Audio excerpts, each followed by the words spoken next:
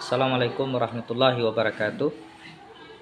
Jumpa lagi dengan saya EN Suparmanto, mahasiswa Pasca Sarjana Universitas Islam Negeri Fatmawati Soekarno Bengkulu.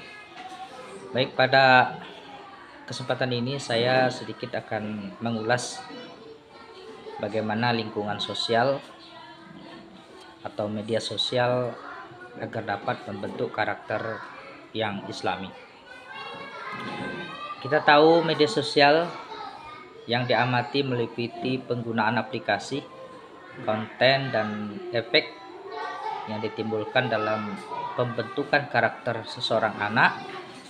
Aplikasi media sosial dalam pembentukan karakter anak memiliki hubungan dalam pembentukan karakter anak. Aplikasi tersebut disesuaikan dengan kebutuhan anak, seperti aplikasi yang bisa membantu proses pembelajaran anak, meningkatkan pengetahuannya dan sosialisasinya. Nah, semua tergantung dari aplikasi yang dipilih anak. Jika anak memilih aplikasi yang mendukung aktivitas belajarnya, maka karakter anak akan terbentuk positif. Sebaliknya, jika anak memiliki aplikasi yang membuatnya malas untuk belajar, maka karakter anak terbentuk negatif. Sebagaimana ini juga relevan dengan teori substansi yang sesuai dengan penggunaan media sosial dan pembentukan karakter yang dikemukakan oleh Norton pada 2018. Inti dari penggunaan alat atau perangkat tergantung kepada substansi aplikasi, konten, dan efek. Substansi yang berkaitan dengan media sosial yaitu seorang pengguna memanfaatkan sebuah aplikasi yang dapat digunakan untuk mencari informasi dan data yang berkaitan dengan tuntunan kebutuhan secara konten dan memberi efek positif maupun negatif. Nah, berarti media sosial secara substansi ditentukan oleh penggunaan aplikasi, penjaringan konten, dan menghasilkan efek yang mempunyai hubungan terhadap karakter seseorang pengguna media sosial. Teori substansi ini relevan dengan konsep tindakan. Konsep ini dikemukakan Norman pada tahun 2017. Setiap orang bertindak sesuai dengan pertimbangan interpretatif atas situasi, interaksi, sosialisasi dengan berbagai referensi untuk bertindak secara rasional. Karena itu, penggunaan media sosial mempunyai hubungan untuk menentukan karakter perilaku seseorang dalam bertindak. Intinya, media sosial dalam pembentukan karakter anak, konten media sosial memiliki hubungan yang membentukkan karakter anak. Konten tersebut disesuaikan dengan kebutuhan anak yang harus menjadi perhatian orang tua untuk memberikan pengawasan apa saja yang anak lakukan dengan gadget mereka, agar jangan sampai anak membentuk konten yang berbuat negatif yang akan mempengaruhi karakternya menjadi negatif. Peran orang tua untuk bisa menjadi teman yang baik bagi anak, sehingga anak senantiasa terbuka dengan aktivitas yang dilakukan. Orang tua harus bisa memberikan informasi mengenai konten media sosial yang bisa memberikan manfaat bagi anak dalam pembentukan karakternya.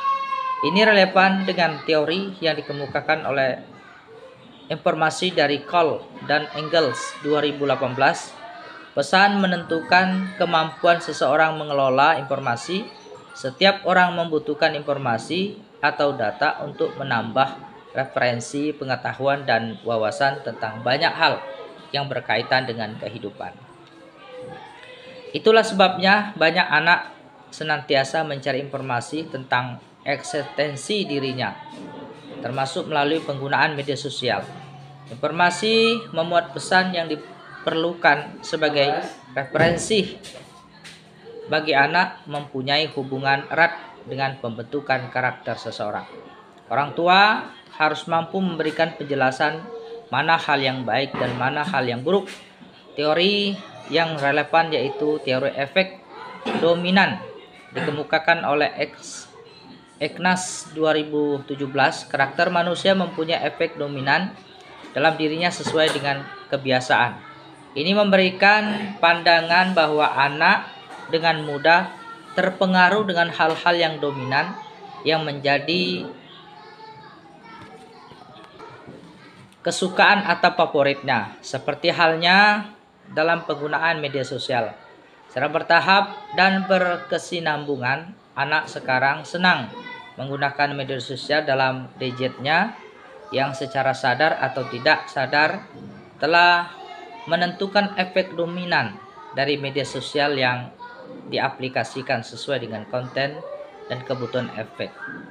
Nah, efek dominan terhadap penggunaan media sosial bagi anak saat ini menjadi suatu kebutuhan untuk mengupdate segala hal yang terjadi di sekitarnya, sehingga mengalami pergeseran orientasi dan perspektif dari karakternya. Seperti dengan adanya media sosial, anak kurang peduli dengan lingkungan sekitarnya, baik keluarga, tetangga, dan teman, karena telah memiliki teman yang lebih banyak di dunia maya.